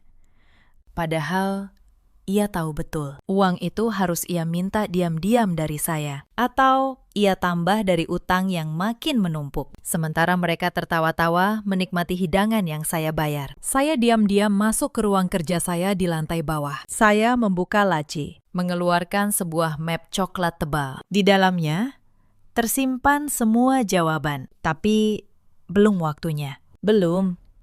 Menjelang malam, kekacauan justru memuncak. Salah satu kerabat pria, namanya Om Darto, menyenggol pajangan kaca kesayangan saya hingga jatuh dan pecah berkeping. Itu hadiah dari klien pertama saya, 12 tahun lalu. Tak ternilai bagi saya. Om Darto hanya menatapnya sekilas, lalu berkata enteng, "Ya, pecah. Tapi tidak apa-apa, kan? Orang kaya pasti bisa beli lagi." Saya menatap pecahan itu. Tidak ada yang minta maaf. Tidak ada yang membantu memungut. Mereka melangkahi pecahan kaca itu seolah hanya sampah. Tak lama, Tante Santi mendekati saya dengan ponsel di tangan. Rupanya sejak siang, ia sibuk menelepon kerabat lain di kampung. Dahlia, katanya keras. Tadi ibu cerita ke saudara-saudara di kampung kalau menantunya pelit, tidak mau melayani keluarga suami. Sekarang semua orang sekampung tahu. Loh, malu kan? Kamu. Makanya, jadi istri yang tahu diri. Jadi begitu. Mereka sudah menyebarkan cerita versi mereka ke seluruh kampung. Saya, perempuan yang menanggung semua biaya hidup keluarga ini, dicap sebagai menantu durhaka yang pelit. Sementara Arga, pria yang hidup dari uang istrinya, dipuja sebagai direktur dermawan. Malam itu, saat sebagian kerabat mulai tidur, saya turun ke dapur untuk minum. Di sana, saya bertemu Mbak Asih, asisten rumah tangga yang sudah 5 tahun bekerja dengan saya. Ia menatap saya dengan mata berkaca. "Bu Dahlia," bisiknya. Saya tidak tahan melihat ibu diperlakukan seperti ini. Ibu yang membangun semua, Ibu yang menggaji saya, tapi mereka memperlakukan ibu seperti pembantu dan saya seperti budak. Tadi siang, Tante Santi menyuruh saya mencuci pakaian dalam belasan orang dan mengatai saya malas saat saya kewalahan. Saya menggenggam tangan Mbak Asih. Sabar, Mbak. Sebentar lagi, semua akan berubah. Saya janji. Mbak Asih mengangguk. Lalu diam-diam membantu saya menyiapkan sesuatu. Ia mengumpulkan struk-struk belanja, daftar barang yang rusak, dan mencatat setiap permintaan tak masuk akal yang dilontarkan para kerabat sejak pagi. Ternyata saya tidak sepenuhnya sendirian. Saat semua sudah tidur berdesakan di ruang tamu, saya duduk sendirian di ruang kerja. Map coklat itu terbuka di hadapan saya. Akta rumah atas nama saya. Buku tabungan perusahaan atas nama saya. Surat-surat kepemilikan kendaraan atas nama saya. Dan satu lembar yang paling penting, slip gaji Arga yang asli, yang selama ini ia sembunyikan dari ibunya. Saya membuka laptop. Membuka catatan keuangan rumah tangga selama 3 tahun terakhir. Setiap angka berbicara. Cicilan rumah, semua dari rekening saya. Tagihan listrik, air, internet, semua dari saya. Sekolah, Raka, asuransi, bahkan amplop lebaran yang dibanggakan Arga, semua dari keringat saya. Sementara gaji Arga yang katanya puluhan juta itu bahkan tidak mampu menutupi sepertiga dari pengeluaran bulanan kami. Saya menelepon satu orang, Pak Tono, notaris yang sudah lama mengurus dokumen perusahaan saya. Pak Tono, maaf mengganggu malam-malam. Saya berkata, tenang, besok pagi bisa tolong datang ke rumah saya? Saya butuh Bapak membawa salinan resmi semua dokumen kepemilikan. Lengkap. Saya akan menjelaskan beberapa hal kepada keluarga. Dan saya ingin semua disaksikan secara sah. Pak Tono setuju. Saya menutup telepon, lalu menatap map itu lama sekali. Selama bertahun-tahun, saya menyimpan kebenaran ini demi harga diri Arga. Tapi harga diri yang dijaga dengan kebohongan bukanlah harga diri. Itu hanya topeng. Dan besok topeng itu akan saya lepas. Di depan semua orang. Saya tidur dengan hati yang anehnya tenang. Untuk pertama kalinya sejak rombongan itu datang, saya tahu persis apa yang harus saya lakukan. Pagi harinya, suasana di rumah saya makin parah. Para tamu bangun dan langsung menuntut sarapan untuk 18 orang. Anak-anak kembali berlarian. Dapur saya berantakan. Dan Bu Lastri sudah duduk di ruang tamu seperti ratu menunggu dilayani. Dahlia, mana sarapannya? Bu Lastri berseru. Lama sekali. Lalu soal hotel kemarin, kamu sudah pesan? Belum. Ibu tidak mau keluarga tidur di lantai lagi malam ini. Kalau perlu, kontrak rumah sekalian untuk kami selama sebulan ke depan. Toh kalian mampu. Sebulan. Mereka berniat tinggal sebulan, dan saya yang harus membiayai semuanya. Saya tidak menjawab. Saya hanya berkata pelan, Bu, sebentar lagi ada tamu penting yang datang. Saya minta semua duduk dulu di ruang tamu. Ada hal penting yang harus saya sampaikan kepada seluruh keluarga. Tepat pukul 9, bel berbunyi. Kali ini saya yang menunggu tamu. Pak Tono masuk dengan setelan rapi, membawa tas kerja berisi map-map dokumen. Para kerabat menatapnya bingung. Arga, yang baru keluar dari kamar, langsung pucat melihat siapa yang datang. Ia mengenali Pak Tono. Siapa ini?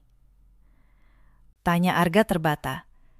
Saya berdiri di tengah ruangan, di depan semua orang. Suara saya tenang, tapi jelas. Sebelum kita bicara soal hotel, soal kamar, soal siapa yang harus melayani siapa, saya ingin meluruskan satu hal. Sesuatu yang sudah terlalu lama saya simpan. Saya membuka map pertama. Ini akta kepemilikan rumah ini. Rumah ini atas nama saya, Dahlia.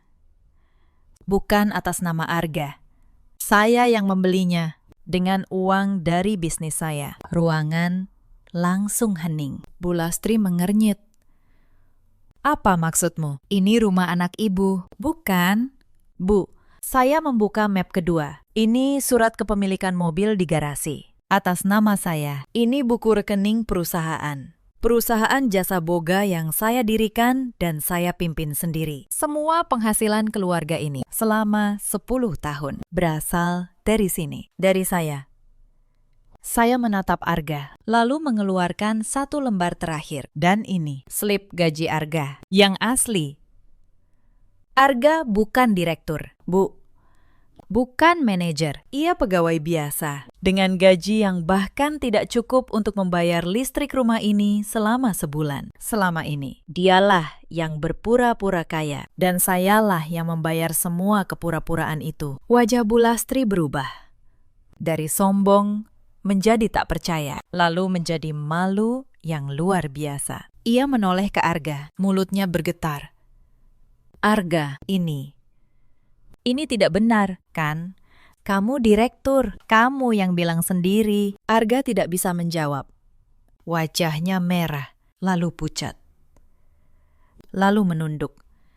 Setiap dokumen yang Pak Tono bentangkan di atas meja adalah bukti yang tak bisa ia bantah. Topeng yang ia jaga selama bertahun-tahun runtuh dalam hitungan menit di depan seluruh keluarga yang ia banggakan. Pak Tono berdiri, menjelaskan dengan tenang dan resmi. Saya notaris yang mengurus seluruh dokumen ini. Semua sah secara hukum. Rumah ini, perusahaan, dan kendaraan seluruhnya atas nama Ibu Dahlia. Saya hadir di sini untuk memastikan tidak ada yang bisa membantah keabsahannya. Suara Pak Tono yang datar dan resmi membuat ruangan semakin sunyi. Ini bukan lagi pertengkaran keluarga. Ini kenyataan hitam di atas putih. Tante Santi yang kemarin paling lantang, kini bungkam. Wajahnya yang biasa penuh percaya diri, kini pucat pasi. Gelang emas imitasi yang kemarin ia minta saya belikan, kini terasa seperti olok-olok bagi dirinya sendiri. Para kerabat yang kemarin merebahkan diri di sofa saya, kini duduk kaku. Tak berani menatap saya. Om Darto, yang kemarin memecahkan pajangan kaca saya dengan enteng, kini menunduk dalam-dalam. Ibu muda yang menyuruh saya mengambilkan susu untuk bayinya, kini sibuk menyembunyikan wajahnya. Ruangan yang kemarin penuh tawa sombong, kini sunyi seperti kuburan. Jadi, saya melanjutkan dengan tenang. Kalian datang ke rumah saya tanpa diundang. Kalian merusak barang saya, mengotori rumah saya, menghina saya di depan keluarga, bahkan menyebarkan cerita bohong ke seluruh kampung bahwa saya menantu yang pelit. Padahal seluruh hidup mewah yang kalian nikmati di sini, saya yang membayarnya. Saya mengeluarkan sebuah map lagi, map yang dikumpulkan Mbak Asih semalam. Dan ini daftar semua kerusakan dan pengeluaran sejak kalian datang. Pajangan kaca yang pecah, dinding kamar anak saya yang dicoret, makanan restoran untuk 18 orang, tagihan listrik dan air yang membengkak.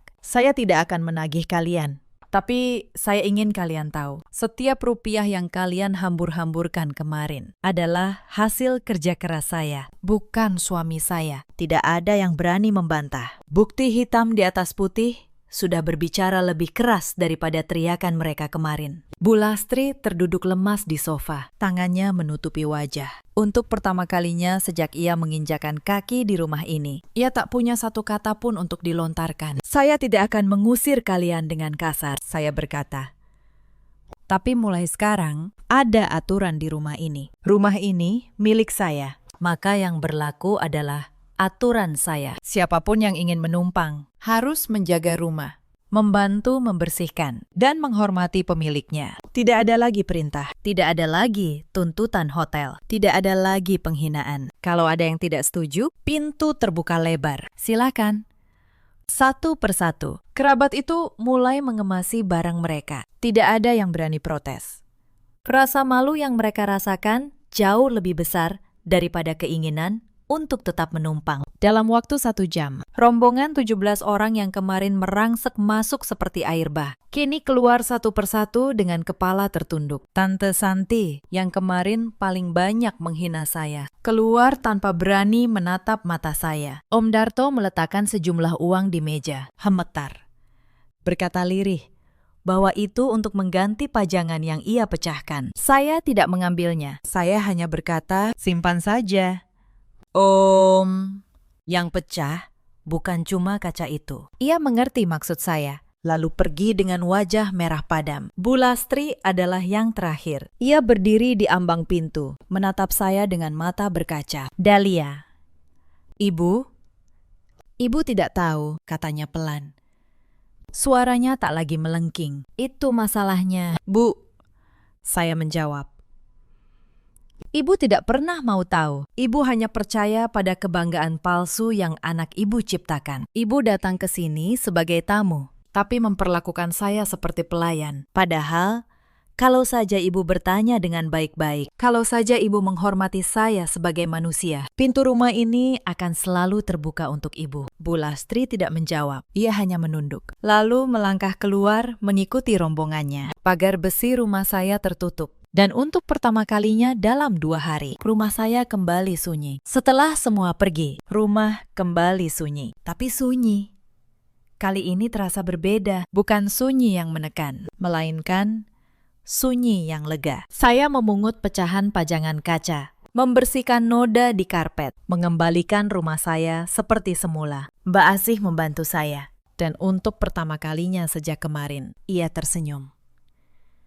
Raka berlari memeluk kaki saya dan ikut tersenyum. Arga masih duduk di sofa, menatap dokumen-dokumen di meja. Dahlia, ia akhirnya berkata, suaranya parau. Maafkan aku. Aku hanya tidak ingin keluargaku tahu aku gagal. Saya menatapnya lama. Saya tidak marah lagi. Saya hanya lelah. Arga, aku tidak pernah menuntutmu jadi kaya. Aku tidak pernah malu. Kamu pegawai biasa. Yang aku minta hanya satu. Jangan biarkan aku dihina demi menjaga gengsimu. Tapi kemarin saat aku paling membutuhkanmu, kamu memilih membela ibumu dan menyuruhku diam. Kamu lebih takut terlihat gagal di depan keluargamu daripada takut kehilangan aku. Aku akan berubah, Arga berkata. Suaranya bergetar. Beri aku kesempatan. Kamu sudah punya banyak kesempatan. Arga, saya menjawab pelan. Setiap kali aku menelan penghinaan demi menjaga gengsimu, itu adalah kesempatan. Setiap kali aku membayar utangmu tanpa bertanya, itu adalah kesempatan. Aku tidak bisa terus hidup melindungi seseorang yang bahkan tidak mau melindungiku. Air mata Arga jatuh. Tapi air mata itu datang terlambat. Terlalu terlambat. Saya tidak langsung mengambil keputusan besar malam itu. Saya memberi waktu untuk diri saya. Dan untuk Arga. Tapi dalam minggu-minggu berikutnya, saya menyadari sesuatu yang sebenarnya sudah lama saya tahu. Cinta tidak bisa hidup sendirian kalau hanya satu orang yang menjaganya selama bertahun-tahun. Saya yang membangun rumah ini, menjaga rahasia ini, melindungi harga diri Arga. Dan ketika saatnya ia membalas, ia justru memilih gengsinya. Saya akhirnya mengajukan gugatan cerai. Bukan dengan kemarahan, melainkan dengan ketenangan seorang perempuan yang telah selesai berjuang sendirian. Saya menyerahkan surat itu pada Arga di ruang tamu yang sama, tempat ia kemarin menyuruh saya diam. Ia menerimanya dengan tangan gemetar, membacanya dengan mata yang basah. Ia tidak melawan. Ia tahu, ia telah membuang sesuatu yang sangat berharga demi debu kesombongan. Aku tidak membencimu, Arga. Saya berkata dengan suara lembut namun tegas. Tapi aku sudah tidak lagi mengenali pria yang dulu kunikahi. Kamu mencintai egomu lebih dari kamu mencintai keluargamu sendiri. Aku sudah lelah hidup dalam ilusi yang kamu bangun. Cukup sampai di sini. Aku tidak ingin Raka tumbuh besar, melihat ayahnya hidup dari kebohongan dan tidak punya harga diri. Arga hanya bisa menunduk. Setiap kata yang saya ucapkan adalah kebenaran yang selama ini ia hindari. Saya tidak menunggu jawabannya. Saya masuk kembali ke dalam rumah dan menutup pintu itu perlahan. Bunyi kunci yang saya putar dari dalam terdengar seperti ketukan palu hakim yang mengesahkan akhir dari sebuah babak tanpa saya di sisinya. Kepura-puraan Arga runtuh sempurna. Tanpa rumah saya, tanpa uang saya. Ia harus kembali ke kenyataan yang selama ini ia tutupi. Ia pindah ke kontrakan kecil di pinggiran kota. Ternyata, selama bertahun-tahun ia diam-diam berutang demi membeli barang-barang mewah untuk menjaga citranya di depan keluarga. Jam tangan mahal, gawai keluaran terbaru, amplop tebal, setiap lebaran. Semua dibeli dengan utang yang ia sembunyikan dari saya. Kini, utang itu menagih dan tak ada lagi saya untuk menutupinya. Telepon Arga berdering tanpa henti. Bukan dari kerabat yang dulu memujanya, melainkan dari penagih utang. Satu persatu barang mewahnya ia jual untuk menutupi cicilan. Mobil, jam tangan, gawai, semua lenyap.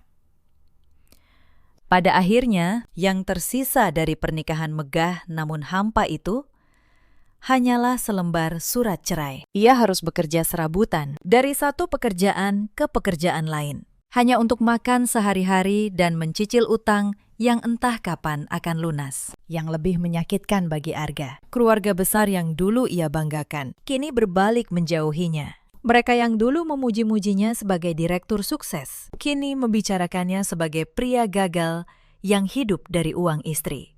Kebanggaan yang ia jaga mati-matian selama bertahun-tahun justru menjadi sumber rasa malunya yang paling dalam. Bu Lastri akhirnya pulang ke kampung. Cerita tentang anaknya yang ternyata hanya pegawai biasa dan menantu yang selama ini menanggung segalanya telah menyebar ke seluruh kampung. Persis seperti cerita bohong yang dulu ia sebarkan tentang saya. Bedanya, kali ini yang tersebar adalah kebenaran. Rasa malu itu terlalu berat untuk ia tanggung di tengah orang-orang yang dulu ia banggai. Ia yang dulu paling lantang menuntut dilayani, kini memilih hidup menyendiri, jauh dari sorotan. Para kerabat yang dulu merangsek masuk ke rumah saya, satu persatu menghilang dari kehidupan Arga dan Bu Lastri. Saat tidak ada lagi rumah mewah untuk ditumpangi, tidak ada lagi uang untuk dikuras, mereka pun pergi mencari mangsa lain. Begitulah sifat para benalu. Mereka hanya menempel selama ada yang bisa diisap dan terbang pergi saat pohonnya kering. Sementara itu, saya dan Raka memulai hidup baru. Saya tetap menjalankan bisnis saya, kini dengan lebih tenang, tanpa beban menjaga kebohongan siapapun, tanpa harus menyisihkan uang diam-diam untuk menutupi utang Arga. Perusahaan saya justru berkembang lebih pesat. Saya membuka cabang baru, mempekerjakan lebih banyak orang. Dan untuk pertama kalinya, saya menjalani hidup tanpa harus berpura-pura tentang apapun. Raka tumbuh menjadi anak yang ceria. Ketakutan yang dulu ia rasakan